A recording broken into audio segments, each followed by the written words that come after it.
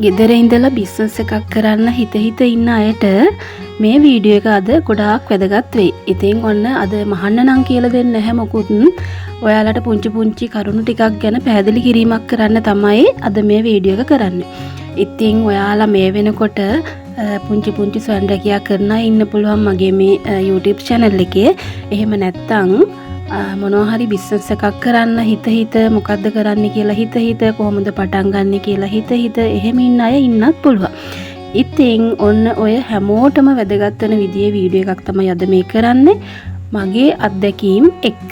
ඉතින් වීඩියෝ එක පටන් ගන්න කලින් හැමෝම ආදරයෙන් පිළිගන්නවා මගේ YouTube channel එකට. ඒත් එක්කම අලුතින් මගේ channel එකට එකතු වුණා නම් මේ වීඩියෝ එකෙන් එයාලවත් ආදරයෙන් පිළිගන්නවා. ඉතින් මගේ channel එක subscribe කරලා නැත්නම් channel එකේ තියෙන videos බලලා හොඳයි කියලා හිතෙනවා නම් මාව subscribe කරන්න කියලාත් ආදරයෙන් මතක් කරනවා. ඉතින් එන්නකො ටිකක් අපි කතා කරන්න. මෙන්න මේ වීඩියෝ එකේ මම දාලා තියෙන පොඩි clips ටිකක්. ඉතින් ඔය මම කරන පුංචි වැඩ ටික ඉතින් දාලා තියෙන ඔයාලට නැත්නම් මේ වීඩියෝ එක බෝරින් වෙනවනේ අහගෙන ඉන්න. ඉතින් මේ වීඩියෝ clips ටික බලන ගමන් මම කියන කතාව අහගෙන ඉන්න. ඔයාලට හිතෙනවා නම් පොඩියට හරි business එකක් පටන් ගන්න අද හෙටම පටන් ගන්න. වැඩි දවස් කල් යවන්න එපා. ඔයාලට ඔයාලා කරන නිෂ්පාදන අලෙවි කරගන්න හොඳටම අවස්ථා තියෙනවා මේ ඔන්ලයින් ප්ලැට්ෆෝම් එක හරහා. ඉතින් මගේ බිස්නස් එක පටන් ගත්ත කාලේ මේ ඔන්ලයින් ක්‍රමයට අපිට මේව විකුණ ගන්න පහසුකම තිබුණේ නැහැ. ඉතින් ඒ කාලේ අපි කරන්නේ සාම්පල් ටිකක් හදාගෙන ෂොප් එකකට ගිහිල්ලා පෙන්නලා තමයි අපි ඕඩර්ස් ගත්තේ. අනිත් එක ඒ කාලේ අපිට අපි දෙන ඕඩර්ස් වලට සමහර ලාවට ෆුල් පේමන්ට් එක ලැබෙන්නේත් නැහැ. භාගයක් සල්ලි හම්බෙනවා. ඊට පස්සේ ඉතින් ආයි කාලයක් බලන් ඉන්න ඕනේ. ඉතුරු සල්ලි ටික ගන්න. එහෙම නැත්නම් ආයි ඕඩරයක් එනකම් බලන් ඉන්න ඕනේ. ඔන්න ඔය වගේ ගැටලු තිබුණා. අනිත් එක අපි සාමාන්‍යයෙන් ඒ කාලේ අපි බිස්නස් එක කරනකොට අපේ භාණ්ඩ අරගෙන අපිට යන්න පුළුවන් අපි ඉන්න පළාතේ අපිට ළඟ ඒරියාස් වලට විතරයි. ඒ වුණාට දැන් ඔයාලට මේ ඔන්ලයින් ක්‍රමයට භාණ්ඩ අලෙවි කරන පහසුකම නිසා ඔයාලා කරන හැම නිෂ්පාදනයක්ම ලංකාව පුරා ලෝකෙ පුරා ගෙනියන්න පුළුවන්. ඒක නිසා මම මුලින්ම කියන්නේ ඔයාලා මොනවා හරි දෙයක් කරන්න හිතෙනවා නම් තවත් හිත ඉන්නේ නැතුව අද හෙටම පුංචි ආයෝජනයකින් හරි ඒක පටන් ගන්න කියලා. මෙහෙම හිතන්නකෝ දැන් ඔයාලට මොනවා හරි බිස්නස් එකක් කරන්න හිතෙනවා නම් මම උදාහරණයකට ගන්නම් මෙහෙම. කෙනෙක්ට හිතෙන්න පුළුවන් වටලප්පන් හදලා මට බිස්නස් එකක් විදියට කරගෙන යන්න පුළුවන්ද කියලා. ඔයා වටලප්පන් හදන්න දන්නවා නම් බය නැතුව වැඩේ පටන් ගන්න. ගොඩාක් වෙලාවට ඔයාලට මේ දේවල් දන්නේ නැති දේවල් ඉගෙන ගන්න දැන් YouTube එක තියෙනවනේ. ඉතින් YouTube එකෙන් ඕන දෙයක් අපිට සර්ච් කරලා ඉගෙන ගන්න පුළුවන්. ඉතින් කෝස් එකක් පස්සේ දුවන්න ඕනේ නැහැ. දැන් කෑම සම්බන්ධ නැයි ඉතින් ගොඩාක් වෙලාවට අපිට ඉගෙන ගන්න දේවල් තියෙනවා. නමුත් ඉතින් වටලප්පන් එකක් හදන්න, රෝල්ස් ටිකක් හදන්න, කට්ලට් ටිකක් හදන්න, ඒ වගේ කෑම සාමාන්‍ය ඉතින් අපි ගොඩාක් දුරට දන්න දේවල්නේ. ඒ වගේ දේවල් කරන්න නම් ඉතින් ලොකු කෝස් ෆලෝ කරන්න ඕනේ නැහැ. නමුත් ඉතින් ඩිහයිඩ්‍රේට් වගේ කරනවා නම් අපි ඉතින් කෝස් එකක් ෆලෝ කරලා ඒ දේවල් ඉගෙන ගන්න ඕන. මම ඔය කතා කරේ කෑම සම්බන්ධව දේවල්. ඒ වගේම මැහුම් සම්බන්ධව බිස්නස් එකක් කරන්න හිතෙනවා නම් ඔයාලට YouTube එකේ ඕන තරම් තියෙනවා වීඩියෝස් ඉගෙන ගන්න. ඉතින් මම මේ වෙලාවේ මතක් කරනවා මොන බිස්නස් එක පටන් ගත්තත් ඔයාලා ගොඩාක් දේවල් එකපාර පටන් ගන්න එපා. ඇඳුම් කරනවා නම් එක මොනවා හරි අයිටම් එකකින් පටන් ගන්න. මොකද ඉස්සෙල්ලාම බිස්නස් එකක් කරන කෙනෙක්ට ලොකු ආයෝජනයක් කරන්න බැහැනේ. නේද? ලොකු මැෂින් ගොඩක් නැහැ. ගෙදර සමහරට තියෙන සිංගර් ඉස්සර අපේ තිබුණු මැෂින් එකක් වෙන්නත් පුළුවන්. ඉතින් ඒ මැෂින් එකෙන් නම් කරන්න පුළුවන් දේවල් ටිකක් තියෙනවා. අපිට සාමාන්‍යයෙන් ඇඳුමක් අහනකොට හොඳ නිමාවක් ගන්න නම් ඕලොක් මැෂින් එකක් එහෙම ඕනේ. ඉතින් ඕලොක් මැෂින් එකක් නැත්තම් අපිට ඇඳුමක නිමාව හරියට ගන්න අමාරුයිනේ. ඒක නිසා ගොඩාක් වෙලාවට ලොකු දේවල් try කරන්න නැතුව ඔයාලට පුළුවන් මහුම් පැත්තෙන් යනවා නම් ඉස්සලම පොඩි දේවල් ටිකක් මහලා තමන්ගේ බිස්නස් එක තමන්ගේ බ්‍රෑන්ඩ් එක හදාගන්න. මම ඒකටත් උදාහරණයක් අරගෙන කියන්නම්. ඔයාලට පුළුවන් සර්වියට් මහන්න, කොට්ටුර මහන්න, අන්න ඒ වගේ දේවල් වලට අපිට ඕලොක් මැෂින් එකක් නැතුව වැඩේ පටන් ගන්න පුළුවන්. ඉතින් මගේ පහුගිය වීඩියෝ එකක් තිබුණා. ගොඩාක් දෙනෙක් ඒ වීඩියෝ එක බලලා තිබුණා කොට්ටුර මහන එකක්. මම ඉදිරියටත් කියලා දෙන්නම් සර්වියට් මහන බිස්නස් එකක් විදියට සර්වියට් මහන එක ගැන වීඩියෝ එකක් මම ඔයාලට ඉස්සරහදී අරන් එන්නම්. මේ වීඩියෝ එක බලනවා කියලා කියන්නෙත් ඔයාට ඔයාගෙම කියලා බිස්නස් එකක් පටන් අරන් දියුණු කරගන්න පුළුවන් ඕන කරන මෙවලම ඔයාගේ අතේ තියෙනවා. ඒක නිසා බය වෙන්න නැතුව බිස්නස් එකක් පටන් ගන්න. ඉතින් ඕකට දැන් මෙහෙමයි. දැන් මෙහෙමයි අපි බිස්නස් එකක් පටන් ගනිද්දී ගොඩාක් සල්ලි යට කරන්න එපා. මම නම් කියන්නේ ගොඩාක් සල්ලි යට කරන්න එපා. ගොඩක් වෙලාවට අපි මුලින් පටන් ගන්න දේ නෙමෙයි ඊළඟට කරන්නේ. සමහර වෙලාවට අපිට ඒකේ ඕඩර්ස් නැති වෙන්න පුළුවන්. මම කියවනේ ගොඩාක් දේවල් එකපාර try කරන්න එපා කියලා. ඒකට හේතුව මෙන්න මේක. දැන් මෙහෙම හිතමුකෝ ඔයා ඇඳුම් මහන්න පටන් ගත්තොත් මුලින්ම මහන කෙනෙක්ට මං කියන්නේ ඉස්සෙල්ලාම පටන් ගන්න කෙනෙක්ට. ඉතින් ඔයාලට රුපියල් 5000ක් වගේ තියෙනවා නම් රෙදි ටිකක් ගෙනල්ලා ඇඳුම් මහන්න පටන් ගන්න පුළුවන්. ඉතින් ඔයා දැන් අපි හිතමුකෝ ළමා ඇඳුම් ගත්තොත් පොඩි අයගේ ගවුම්කම පොඩි අයට අඳින්න පුළුවන් ස්කර්ට්ස්. ඉතින් ඒ වගේම ඔයා හිතනවා දැන් මේ ෆැබ්‍රික් වලින් මට ලොකු අයට ස්කර්ට්ස් මහන්නත් පුළුවන්, ලොකු අයට ගවුම් මහන්නත් පුළුවන්, බ්ලවුස් මහන්නත් පුළුවන්. අන්න ඒ වගේ ඔයා එක එක දේවල් තීරණය කරන්න පුළුවන්. එහෙම කරන්න එපා. ඉස්සෙල්ලාම ඔයා බලන්න ඕන ලේසියෙන්ම පහසුවෙන්ම කරන්න පුළුවන් අයිටම් එක මොකක්ද කියලා. ඒත් එක්කම කරන්න පුළුවන් වෙනවා වගේම ඒක විකුණ ගන්නත් අවස්ථා තියෙනවද කියලා බලන්න ඕන. අපි දැන් මෙහෙම හිතමුකෝ. දැන් ඔයා ෆැබ්‍රික් ටිකක් ගෙනල්ලා බබාලාට ස්කර්ට්ස් මහනවා. ඒ කියන්නේ පොඩි අයට. ඒකත් ඔයාලා බලන්න ඕන. මම තව දෙයක් කියන්න ඕන. බේබි ඇඳුම් මහනවා කියලා කිව්වම පොඩි අයගේ ගවුම් මහනවා කියලා කිව්වම අපිට ඒකත් වෙන් කරගන්න පුළුවන් වයස සීමා වලින්.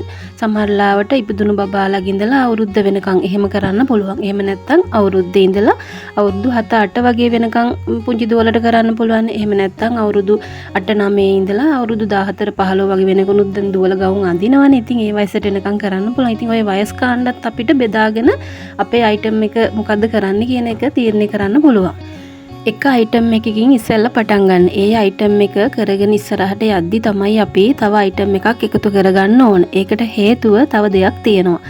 ඉතින් අපි මෙහෙම හිතමුකෝ ඔයා දැන් ස්කර්ට්ස් වර්ග මහනවා පොඩි අයගේ. අපි හිතමු අවුරුදු සාමාන්‍යයෙන් ඉතින් අවුරුද්ද ඉඳලා වගේ අඳින්න පුළුවන් චෝටි ස්කර්ට් දැන් තියෙනවනේ. අපි අවුරුදු 2 ගමුකෝ. එහෙම නැත්නම් අවුරුදු 2 ඉඳලා අවුරුදු 7-8 වෙනකම් බබාලාට ස්කර්ට් මහනවා.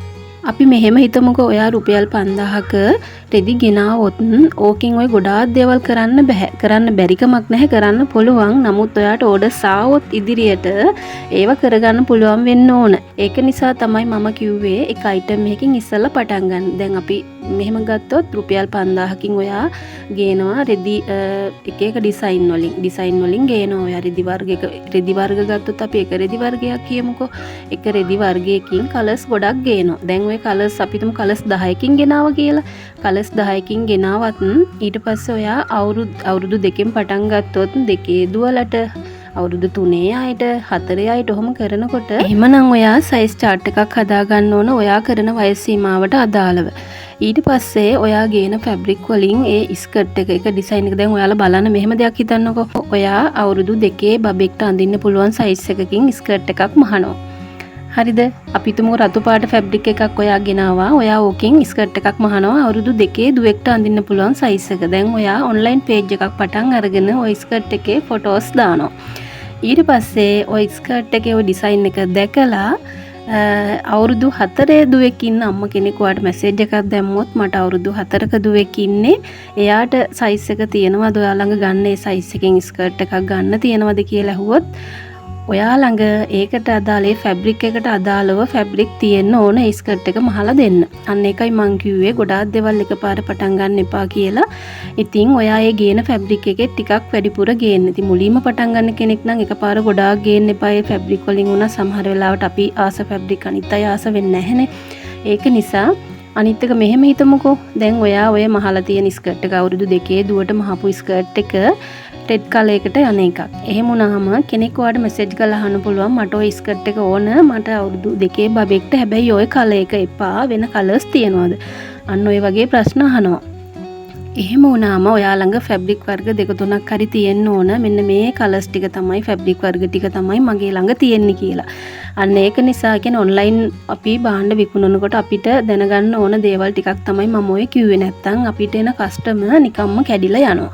ඒක නිසා ඔයාලා ගේන ෆැබ්‍රික් ටික පරිස්සම් කරගෙන අර වගේ එක අයිටම් එකක් ඉස්සෙල්ලාම කරන්න පටන් ගන්න.